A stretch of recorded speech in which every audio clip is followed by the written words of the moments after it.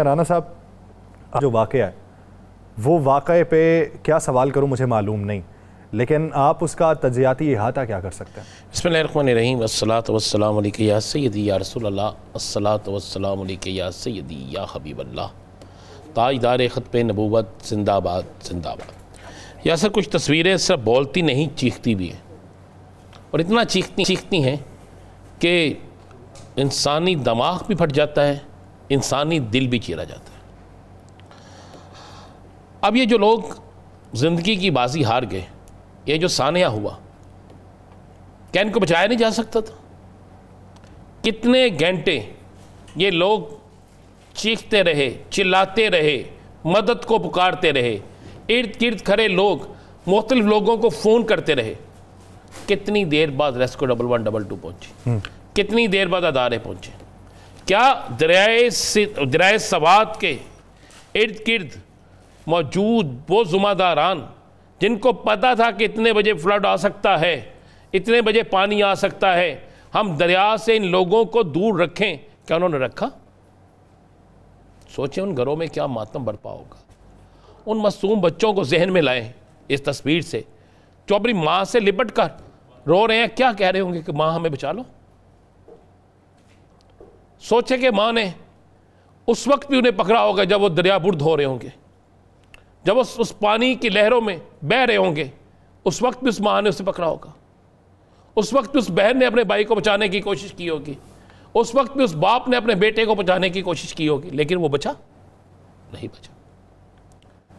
क्यों नहीं रोका गया ने कि तुम ना जाओ दरिया के अंदर, ना तस्वीर बनाने जाओ? आपको पता है 80 के करीब लोग थे मुख्तलिफ मकामात पे, जिनमें से कुछ को रेस्क्यू कर ले गया, वो जो ज़्यादा ऊंची जगह पे थे, और जो बेचारे ये जो थे। आप दो चीज़ें बेबसी देखें इनकी, एक बाहर खड़े होकर लोग वीडियो बना रहे हैं, और एक लोग वो हैं जो सिर्फ़ और सिर्फ किसी ना किसी को इतला दे रहे हैं। क्या इस वाक़े के बाद अली अमीन गंडापुर इस वाक़े के दौरान काफ़ी देर वाक़या रहा ना, मौके पे पहुँचे? नहीं। क्या गवर्नर KP के मौके पे पहुँचे? नहीं। क्या ऐमन वली खान मौके पे पहुँचे? क्या मौलाना फजल रहमान मौके पे पहुँचे? क्या आफ्ताब शेरपाव मौके पे पहुँचे? क्या वफाकी हुकूमत का कोई हेलीकॉप्टर मौके पे पहुँचा? अगर हेलीकॉप्टर में हुक्मरानों की आराम के लिए, हुक्मरानों की फरमाइशों पर खाने ले जाए जा सकते हैं, पता है ना आपको जी, तो क्या वो हेलीकॉप्टर इन जानों को बचाने के लिए नहीं ला सकते? वो बच्ची जिसकी लाश रेस्क्यू 1112 वाला उठा रहा है, उसकी लाश इस रियासत से सवाल करती है कि मेरे कत्ल की, ये कत्ल है, मेरे कत्ल का ज़िम्मेदार कौन है? आपको पता हो कि ये मौत खड़ी है, सामने मौत है, और आप चौकीदार हों, और आपको पाबंद किया जाए कि इस जगह किसी को नहीं जाने देना। अगर आप उसके बावजूद भी किसी को वहाँ जाने दें या अपनी नशिस्त छोड़ के साइड पे चले जाएं, तो फिर इसका ज़िम्मेदार कौन है? आज जाके उन घरों में देखें जिनकी पूरा ख़ानदान इस पर ख़त्म हो गया। उस लड़के की आपने गुफ्तगू सुनी जिसने कहा मेरा तो सब कुछ ख़त्म हो गया। उस बुज़ुर्ग की गुफ्तगू सुनी कि जिसने कहा पहली दफ़ा ज़िंदगी में हमने इन्हें सैर के लिए भेजा। क्या पिछले साल ऐसा नहीं हुआ था? क्या उससे पिछले साल ऐसा नहीं हुआ था? हम क्यों हर हादसे के बाद सोचते हैं? हम क्यों हर हादसे के बाद ऐसा करते हैं? मुझे तो अफसोस ये हुआ कि सारे वाक़े के दौरान मुझे एक सियासी शख्सियत, अली अमीन गंडापुर का एक बयान आया कि इक़दाम तेज़ कर दिए बस, बाकी मुझे पूरे TV चैनल पर, आप तो बैठे होंगे ना जी, एक बड़ी सियासी शख्सियत का मुझे बता दें। हर TV चैनल पे चल रहा था ना, किसी एक शख्सियत ने कहा होता, कोई एक शख्सियत पहुंची, किसी एक ने आगे कहा यह बड़ा जुल्म है, किसी एक ने कोई बात की हो, नहीं, सब वज़ीर आज़म और सदर ने अफसोस का इजहार किया। किस बात पे अफसोस का इजहार? इस कौम, ये कौम कर रही है, इस कौम को अफसोस का इजहार है कि हम पे कैसे हुक्मरान मुसल्लत हैं। अफसोस का इजहार तो यह है कि हम पे नाअहल हुक्मरान है, जिन्होंने इतनी जाने के बाद एक लफ्ज फिक्र निकाल दिया। क्या हमें अफसोस है? हमें अफसोस है? वहां पे होता किसी हुक्मरान का बेटा, वहां पे होता किसी सियासतदान का बेटा, वहां पे होता किसी जागीरदार का बेटा, तो मैं देखता किस तरह हर सहूलत ना पहुंचती। यहां पर तो जेलों के अंदर सहूलतें पहुंचती हैं, यहां पर तो समुद्रों के अंदर उनके लिए डाइनिंग हॉल बनाए जाते हैं।